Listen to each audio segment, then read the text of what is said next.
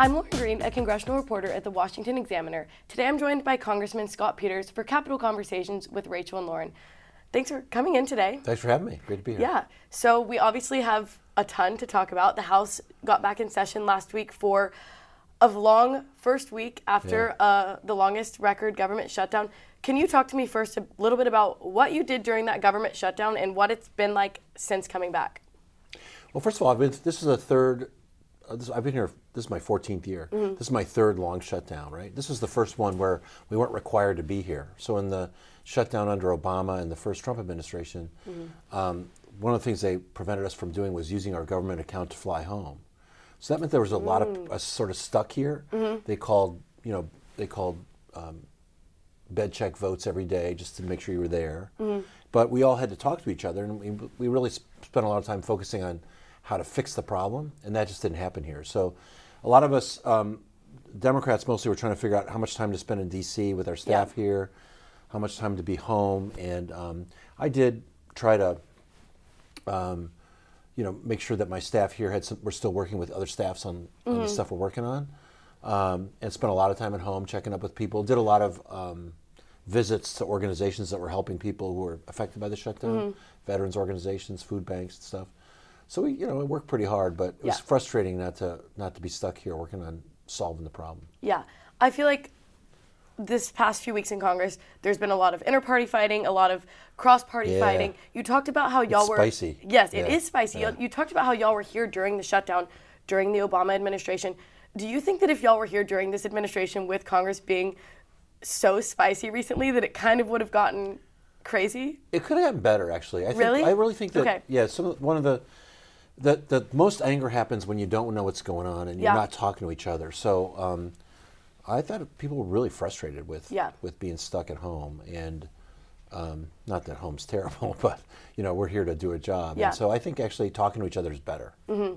I've done a lot of reporting on that, and I've talked a lot with the Bipartisan Policy Institute about how members used to live in D.C. and commute back to the districts, and when y'all lived in D.C., the relationships in Congress worked a lot better together, which it's give and take, because whenever you're in the district, you are much more in tune with your constituents, but like in D.C., whenever your kids were going to school together, your kids were playing sports together, Congress just worked more seamlessly because you knew each other better.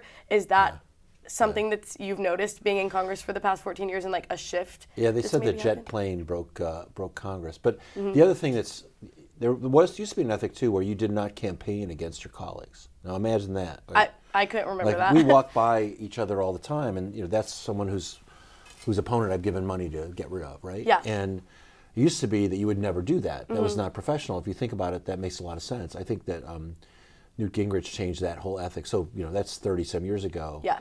And it's unfortunate. So you really have to work to build relationships, and you're not going to be friends with everybody. If you think of it like high school, I mean, you have your group, you have your classes that you go to with people, you have your committees you work with people, and you have your after-school clubs. So I had a dinner club here of my friends who are Democrats, and I'm in the problem solvers, so we build relationships through that. But it's not natural to come across members of the other party. You just have to make those relationships work, and it takes more work. It doesn't come naturally, like you said. Yeah, that makes sense. Well, that kind of brings me into a policy area that's been around for a long time, an issue that a lot of members have tried to fix in a lot of bipartisan manners, which is permitting reform. Yeah. Can you talk a little bit about why permitting reform is such a big issue, that's such a long-winded question, but like why it needs to be reformed and how that is a really bipartisan area that like you can work with other members on? Well, Lauren, this is why I get on the plane now. I think it's really fun and interesting. But I practiced environmental law for about 15 years before I went into politics. And so I dealt with a lot of these process laws where it takes a long time to get a decision. Well, what's happening now is a few things. One is we have to build a ton of energy. And we're going to see for the first time in a long time, a 15% increase in the demand for electricity, where the last decades we've had 1 or 2%. And what that means is that if we don't build a lot of energy, it's going to become really expensive. We're going to have blackouts and brownouts. Yeah. And things are already too expensive. So what do we do? Well, I think we need all of the above. That's what Obama used to say. I think that's what Republicans said last year. Yeah. And I think that's the right answer. And this is what our competitors are doing. If you look at China, China built I use the term gigawatt. Gigawatts, enough energy to power 750,000 homes, about 2/3 of my county in San Diego. China built 90 gigawatts of coal. I'm not a big fan of that. It's not economical here. They built 80 gigawatts of wind last year and 227 gigawatts of solar. It's not because they're climate warriors. It's because they're building the fastest energy to the grid. Yeah. And also we have to build a lot of transmission. So if you think about solar energy produced in Arizona, you got to get it to Detroit. You need wires for that. Our grid is old and dumb and slow. We need to triple the capacity of it in about 20 years. But it's really hard to build transmission lines. It takes about 10 years. 7 years of that is process. It's like the permitting and the litigation. We built, in North America, since 2014, 7 gigawatts of interregional transmission, about half in the United States. In South America, 22, in Europe, 44, in China, 260. We're just not competing. So what that means is energy prices are going to go through the roof unless we build energy faster. We won't be able to supply AI because there'll be a lot of demand for data centers, which we want here because we want to beat China. And if you care about climate anymore, which I do, you don't have to talk about that because we're just not going to address that. We're still building, doing dirty fuel. So that's why permit reform is important.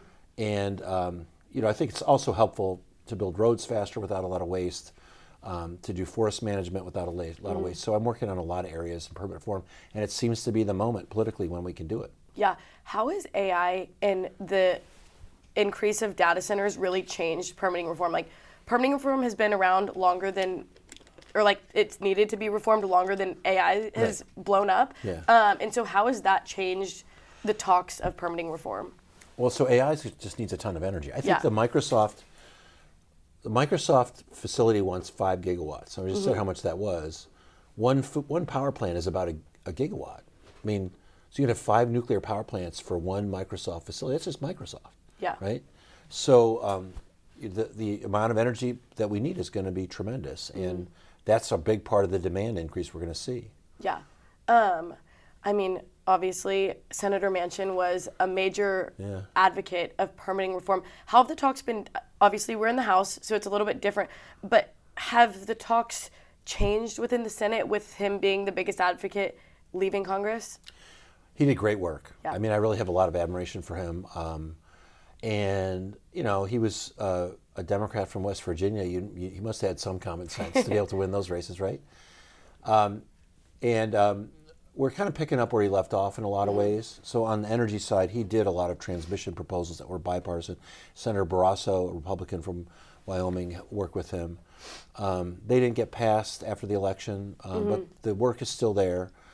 And there's other good partners now. I think in the House, I'm partnering with Bruce Westerman, who's the chairman of the Natural Resources Committee. They're doing, even today, a big markup on the NEPA bill, which is a big process bill that we've got to reform.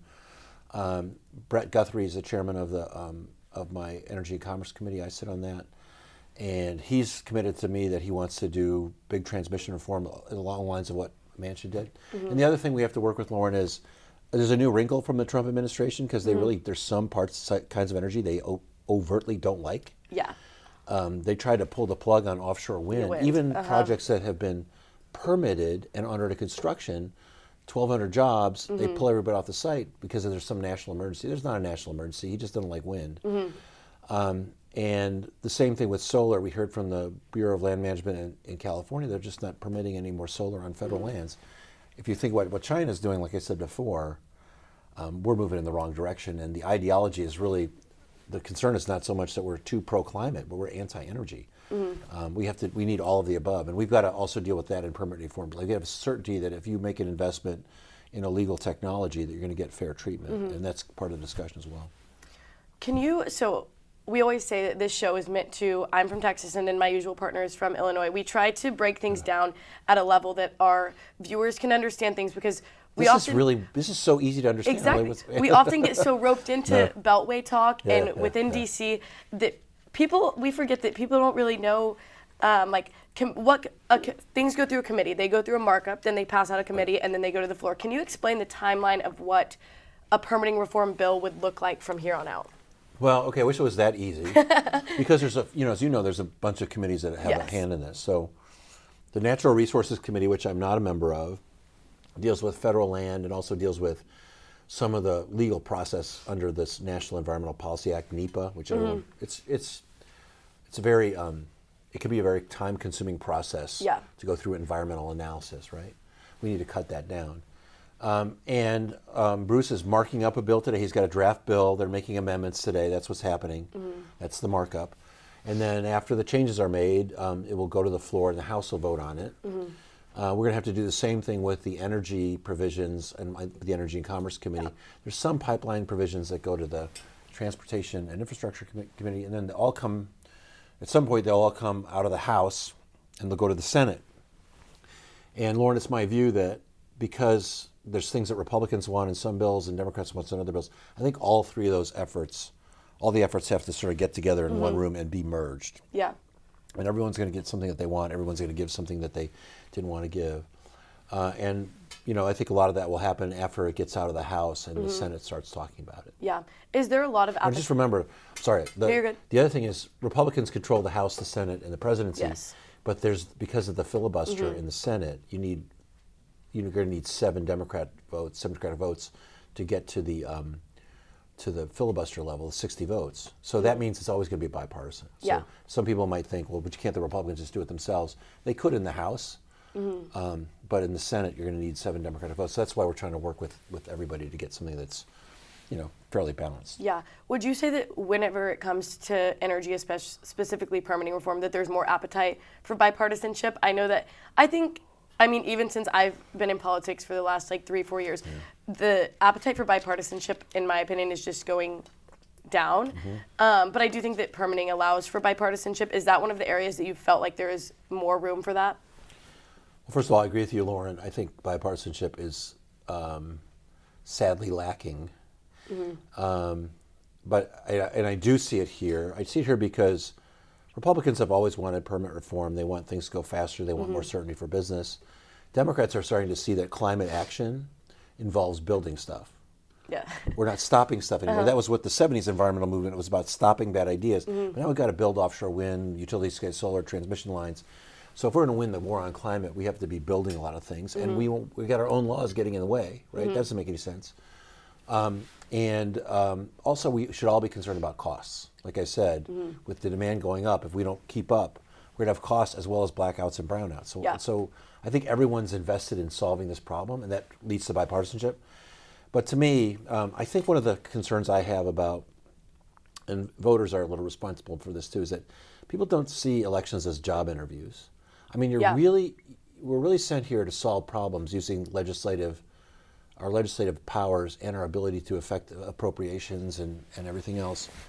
And not everyone sees the job as that. I think you see people here who really, they love getting publicity for themselves. They love giving a good speech or having a great Instagram account. And I just think there's too much of that. One thing I would ask voters is, if you're thinking about who to send off to Washington and someone tells you they're a fighter, well, don't be surprised if you get fighting. And that's people don't want that, right? So, to me, I think my job is to try to solve problems, and I don't try not to call other people names. I mean, I try to laugh at. There's some crazy people in Congress. I mean, there's no doubt, right? There's no doubt about that. And a lot of them make for really good TV. Yeah. But that's not the job. The job is to solve problems. And just with my background in environmental law, it's really gratifying to work on this problem. And I think we're going to get some real progress. Yeah. Well, you brought up fighting. There's been tons of fighting in the past few weeks. You've been in Congress long enough to know that there have been a lot of things of decorum in the House that have just unbelievable, fallen apart. Yeah, unbelievable. We've seen mass amounts of censures. Even the use of discharge petitions from people in the majority has been wild to see in the past few weeks, few months. Can you tell me a little bit about what it's been like these past few weeks with so much fighting, and explain what a censure is and what people have been using it for? Explain what? What a censure is. A censure. So censure is an official declaration that you've misbehaved. And so this week, let's see, we had one filed by our own party. Marie Gluesenkamp Perez in Washington was mad at Chuy Garcia in Chicago because he basically rigged the primary election so his chief of staff would win. She was the only person who could run. And there was no question what he did. And I think some people were patting him on the back for it, but it really offended her. And so she called it out. And I think just about every Democrat said, well, we shouldn't be spending our time on that. Let's table the motion. In other words, let's put it off. But that motion didn't pass, so we had to face the vote. Yeah. And actually, I voted for it. I thought, if it's before me, I have to say what I think. About 23 of us did. So that happened. Then last night we had another Republican trying to censure another Republican. This is very unusual, right? Yes, so unusual. And that one got sent to the Ethics Committee, which was what I voted for too. And then, of course, we had a Republican trying to censure a Democrat and throw her off her committee. That also didn't work. It's kind of too bad, I think it's. I think it's a shame, and I also think that so much of the government works on respect and norms, and a lot of those just I think aren't being respected in the way a lot of us would like to see, and it just works better if we treat each other respectfully. When I was a trial lawyer, the old hands used to tell us, try a case in a manner so that you can have a beer with your opponent, your opposing counsel, after the trial and feel good about it. In other words, we're going to be in conflict, we're going to disagree, we're going to fight our hardest to win for our clients, but we're going to treat each other with enough respect so that at the end of the day we can still be friends, because we might work together on another case, And I think that should be ethic in Congress too. Like, let's disagree. We disagree about health care, right? Let's do that in a professional way, but let's do it in a way that, where I understand what you're saying, I disagree with it. Let's vote. No hard feelings. I'm sorry I lost. I'm happy I won. But it shouldn't be personal. And I think I see a little too much of that. You see it, people tweeting against I don't tweet against my own colleagues. Yeah. People making fun of their colleagues. And I just think we could do better. I think it's been wild to see the rise of social media and the attacks that people openly attack each other on social media, and the use of curse words has risen drastically in recent years, which I don't know. I feel like decorum has just completely diminished. How do you think that plays into elections? Do you think that people are kind of looking for that honesty in that real world? So you know what I mean? I just think it's crass. For me, first of all, I don't want my mother's still around. She's 92. I don't want her to hear me swearing on TV. I was raised that way. But they say, oh, it's authentic. You got to swear like it's authentic. Yes. But it's not authentic. I would not swear in court when I was a lawyer. I would not swear around my kids for no reason, right? I think we can have higher standards and still be authentic. Now, it's not that I don't let a word fly every once in a while. I mean, my poor scheduler, so sometimes I get mad, but that's not the norm, and it's not the example we should set. Yeah. So if I can't express myself, without dropping an F-bomb, I don't think I'm working very hard then.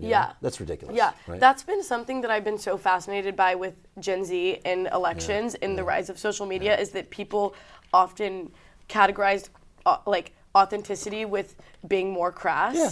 And I have never really understood that correlation, but it's been so interesting to see the shift in the way that people campaign because of it, because Gen Z is so badly wants their members to be like them, but also Washington is Washington. But this reflects this notion that people think they want fights. Yeah. And I think, look, I believe I was a really good lawyer, but the way I was a good lawyer and got you a good result as a client is I had a strategy going into court. I had to influence the judge or the jury. I had to convince them.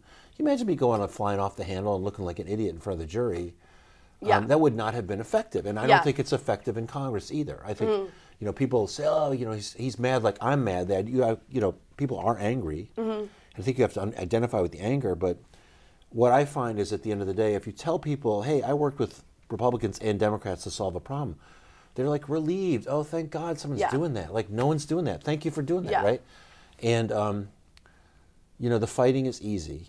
And I have this thing that I say leadership begins when you talk back to your own people.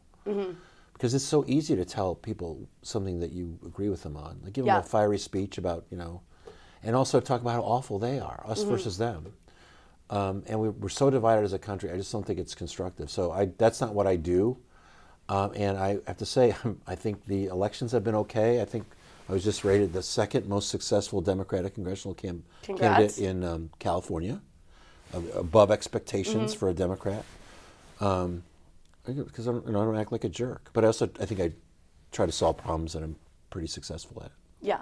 Well, that kind of leads me to the last big problem we've been facing recently. We had a vote on the Epstein where almost passed unanimously. I know that you were an environmental lawyer, not necessarily Department of Justice, but can you explain a little bit about what this bill means and the laws that come with it, and what the Trump administration is going to face with this turning into a law as of last night?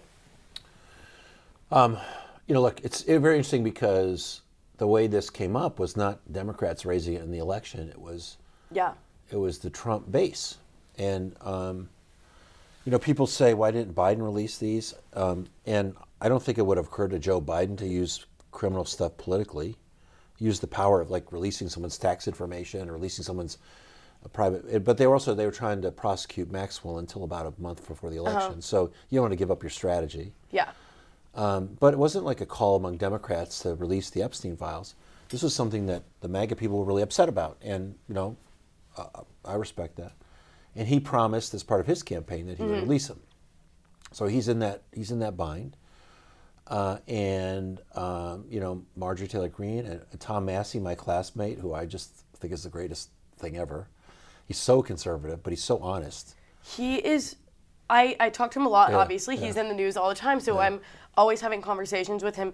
And I feel like whenever you talk to him, and I feel like members feel this too, I truly do believe that he believes everything he says. He does. Whereas there are a lot of members that say things just to say them because it's politically correct, which is, just the environment that we're in. But whenever he says things, he doesn't hold back. Like if he believes it, he says it, and he sides with the side with what he believes. I love it. He's like getting attacked for not being a real Republican. He said something like, "I vote with the party 91% of the time. The rest of the time they're like blowing up the budget and protecting pedophiles." That's pretty good. Anyway, so now we passed this bill that he's got to release. I think he's going to try not to release everything. He's going to say some of it's protected. He can't release it.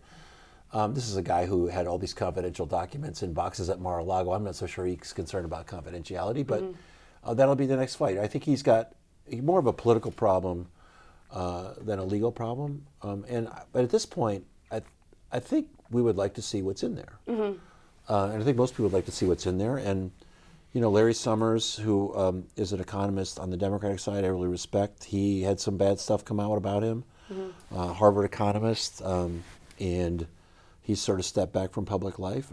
I feel bad for people who have to go through that. But on the other hand, I think it would be refreshing and, at this point, important to see what's in those files. Yeah, and we've seen some crazy bipartisan work with these Epstein files. We've seen Marjorie Taylor Greene and Thomas Massey, Nancy Mace, and Lauren Boebert work with Democrats to get this bill across the floor. What has it been like working with members that are so far right of the party that have kind of come around to work with Democrats on this? Lauren, this wasn't my issue, but that does happen. There's also this issue of stock trading by Congress members that's drawn from both sides. Totally. And there are things like that that come up, and that's helpful. I don't think it's quite comparable to like the permit reform thing we talked about, which is kind of a nerdy. Totally. It's really important for people, but it requires people to get turning in the cranks of details. And I'm not sure that set of personnel is exactly the kind of people that we're working with. They're very effective at their politics, but ours is kind of a different portfolio. Totally. Yeah. I feel like it is very different, the members of Congress who are in Congress, and they focus on issues like that are very policy focused. And then there's also the issues that are like stock trade ban for congressional members and Epstein files that everyone knows about that stuff. Most people in the American public don't understand permitting reform, but they know who Jeffrey Epstein was, and they know that I hate to say it, but the name that they probably think of is Pelosi whenever they think of stock trade ban.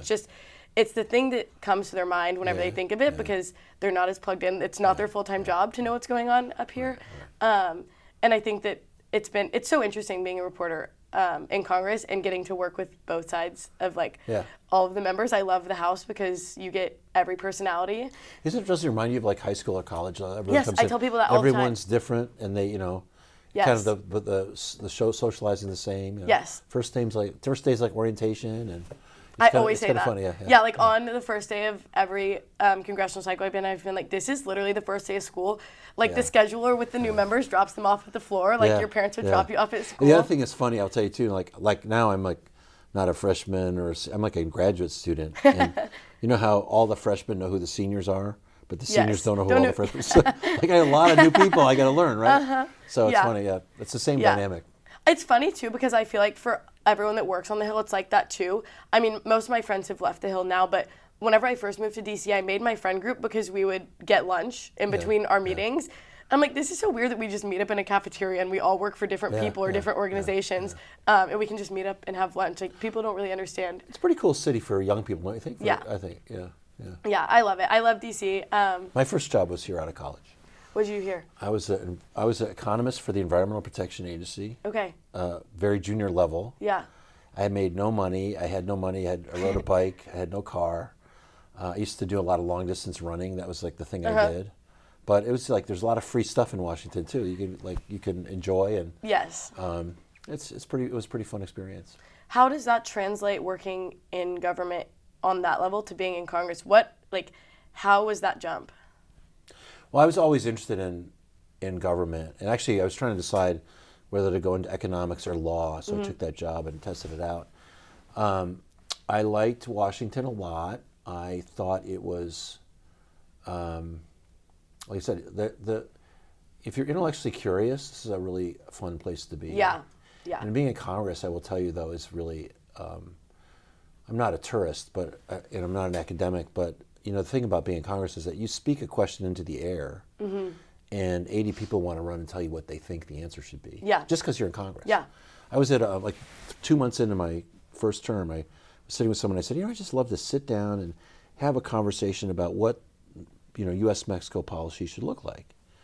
And they said, great, we'll do that. And I didn't think anything more about it. And then the next time I'm in a meeting with like 2 former ambassadors, a Princeton professor, all talking to me, like, what's this? Yeah. Because you have this, you have a vote at the end of the day, and they care how you deploy it. Yeah. And that's what I think is interesting about Washington. But I'm not an academic. I'm not like a celebrity. I'm not a tourist. I'm a legislator. I have to remember that. So don't really get caught up in the celebrity side of it. Yeah. Although I wish I had gotten that selfie with Lin-Manuel Miranda, which I did.